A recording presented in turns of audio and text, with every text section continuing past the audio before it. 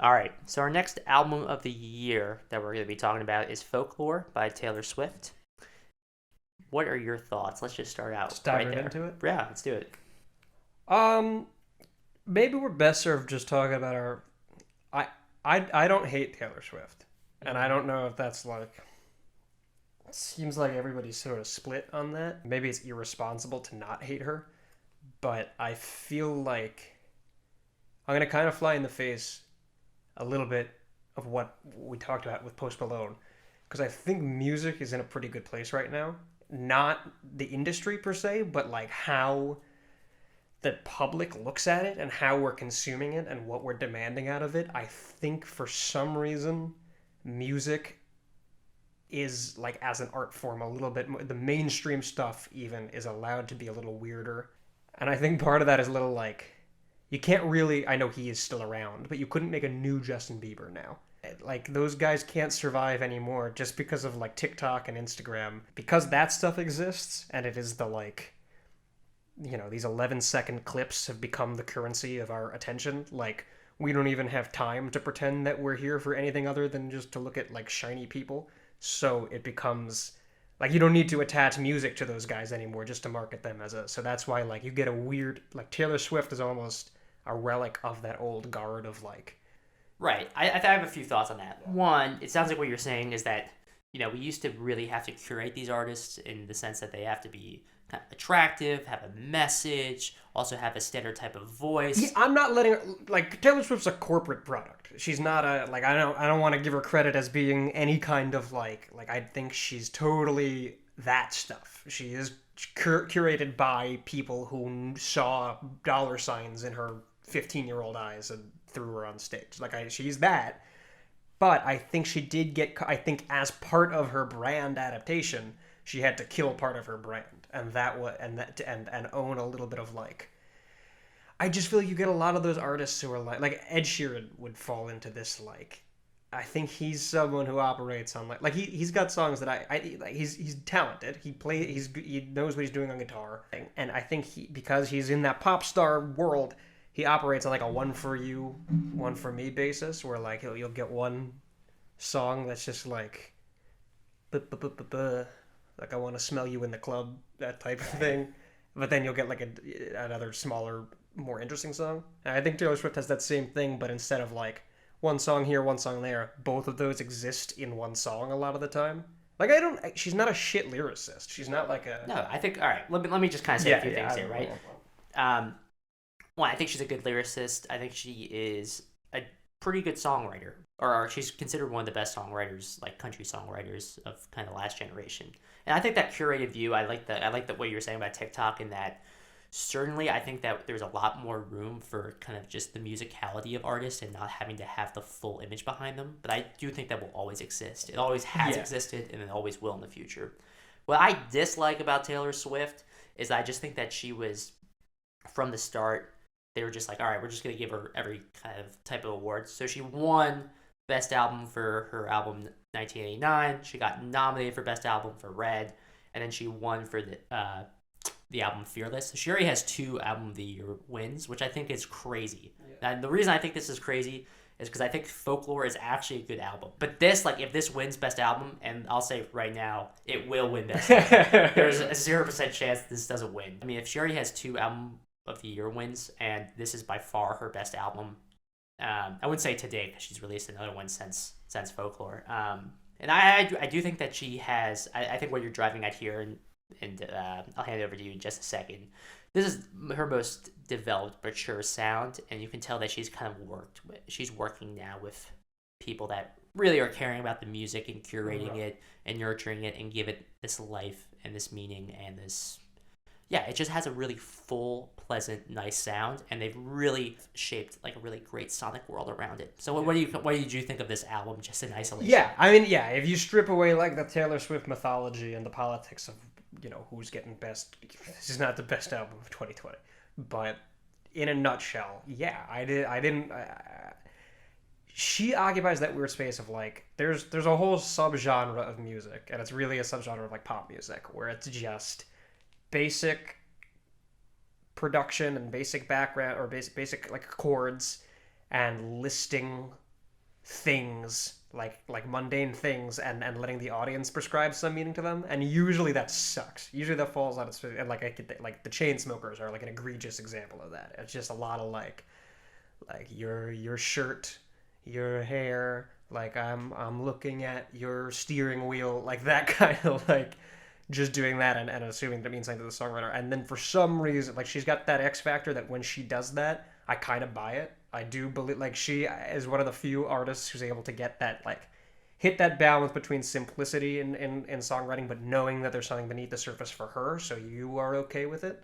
So on that set, like there's nothing that I tremendously admire. There's nothing that I was like, holy shit, but there was very consistent, like sugary, like this is digestible and it's not offensive. It's not like I never felt like it was a lot of these artists and a lot of these songs and a lot of this genre. Like I feel like I'm literally like when Maroon 5 sings, I almost hear them counting money and laughing at me. Like it literally feels like they're humming their melodies with their middle finger right in my face, because they know that we're just eating shit and they get the profit off of it. And I don't feel that when I listen to Taylor Swift. Right. No, I think there's definitely a sense of authenticity to her music, which I respect. And kind of here for the first time, I really hear these soft pianos right in the background. Her voice is has far more like vocal manipulation on it, which I really like. Like I'm hearing a lot more reverb or space in her voices. I see that it's a lot more layered. In that, like I can kind of clearly hear two distinct harmonies going on in a lot of the music. A lot more echo. She's putting strings in, and overall, I just think it really, I don't know if she will continue with this sound, but I actually enjoyed it. Well, you do know if she. I mean, I didn't listen to her next album. Did you listen to her next album? Yeah. To say that she. Well, that's like the big, like, joke of the past. Like, no one's releasing music this past year, and everyone's like, "Oh, can you believe Taylor is releasing so much music?" It's like, yeah, she's getting paid for all of it. Yeah. Hey, at least she's doing her job. It's like, yeah. But I mean, of course, there's still the gripes of, she's saying like talking about when she was 17 and falling in love with a boy, and there's always so much of that I can listen to, and she's already kind of done that whole genre 1,500 times. Right. But I guess for me, it's that the production is much more interesting. She's using a wider variety of instruments and sounds, and even though the themes aren't necessarily different, I just think that she's found a sonic space that creates kind of enough emotional attachment that you can kind of almost like you were saying, right? I think the part of the reason that she's able to have these vague words and we can attach some meaning to them is because of the sound that we're also listening to, right behind it. But yeah, I guess also kind of going back to what we were talking about with artists and having like an image. Yeah. I do think that part of being an artist rather than a musician is like, for example, I would consider myself a musician, right? And I am. But I wouldn't consider myself an artist just because I don't have like a following, right? I don't have a Instagram that people are checking. I don't have an image, right? So I think being an artist is actually having that sense of image and having... And I want to be clear, I'm not talking about like, I don't even think that that's an insidious part of it. I think that's a useful, that helps people to further identify with your work. But I just mean that like, Taylor Swift maybe kind of came up in an era, and because of an era that put that before everything and let that be sanded down to the most basic, like, sweet Pennsylvania folk singing girl, like that became more important than any of the other stuff she was doing. And now and that's not even the like dark, like obviously Justin Bieber is like the dark side of that, is just like people quietly want to fuck this 16-year-old, so let's put him so like that. I just don't think that you would get a new version of that now, because they'll just go right to TikTok. They'll go right to like and they don't have to. The PR guys don't have to do the legwork of like, fuck, we got to get this kid drum lessons. Like, there's a total platform for them to just show up, take somebody else's work, like put it in the background of their dumb face, and then they will rise to prominence because of that. So, which is great for the music industry, because you got to do a little, like, even Billie Eilish is so image driven. She's an example of someone who like her brand is what you're there for, but she still doesn't have the luxury of like coasting off of that. It's a supplement to the music. I think we're in a place where that more has to be the case than ever. Interesting. I would disagree with that. I do think that it's always been a supplement to the music, and that if the music doesn't speak for itself and people can't attach to it, Yeah, you don't think that there was like a little pocket of time there where like NSYNC was getting away with just being Right, right, but I still think that NSYNC will continue to exist, right, in various forms, whether it's like 5 Seconds of Summer or whatever Harry Styles. because didn't they all like? I feel like they all at the turn of this what I'm loosely defining as this like era of it's brand new that I think this is going away, but like didn't they all just break up? Like Right, right. I mean, definitely. I mean, I think most groups kind of break up, and Yeah. with NSYNC, then you have. I just can't think of who's Yeah, filling Justin that Timberlake, space right? now, you know. That's true. That's true, and I agree with that. I think that And it's new. Like I'm not. They could pop up next week, so I don't know. Like it's not a or BTS, right? Kind of the Korean Oh yeah. equivalent filling that space, and they're massive, right? I think also as we kind of have a more globalized market for music, you're gonna have to see. You can't just have like four white guys, which I think why BTS is successful, right? Like they can, right? Because they're able to sing songs not in English. That's huge, right? Yeah. Same thing with Bad Bunny, right? Like, yeah, he's a pretty generic rapper, but he also can rap in Spanish. So now you have like 200 extra million more people that you can cater to. So of course the music world is changing, and I think in general it's becoming a lot less Western in the sense that if we were just like, all right, we only care about people in America and whatever else. Like we only like now it's like, all right, we need a globalized view. Are you worried about the? Because like that shift happened fast in film, and now China just decides what we watch. So like, are you worried about that becoming a Actually, I'm catering not. to one specific demographic or one? No, I don't. I don't really about it really at all in the sense that you're always gonna have. I think in film it's tough because it's like I need $200 million to make this movie, right? It's like I can't do it unless it's gonna be huge. While in music, people are always gonna be able to have those indie artists that are making pretty considerable strides, and that I'm always gonna be able to attach to, right? So there's always gonna be. It's a lot less expensive just to make an album, right, or to like make music. Yeah.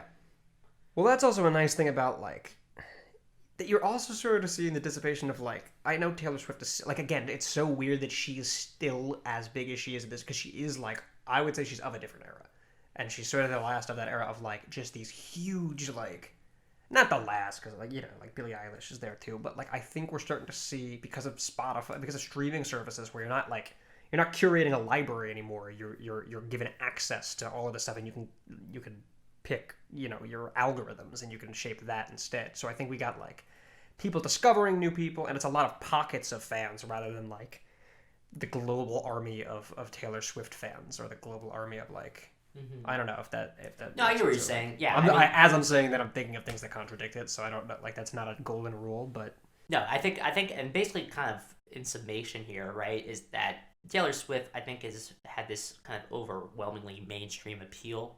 And that's kind of what repulsed me about it. Originally, it's like, all right, like she's really just catering to young girls, and like she doesn't care about the music or really anything else. And then, like Taylor Swift does not care about me, right? Like she is not trying to write music for me. Whereas for folklore, write music about you, but yeah, exactly. She's against me, right? But for folklore, yeah, I actually felt like I could actually attach to it, right?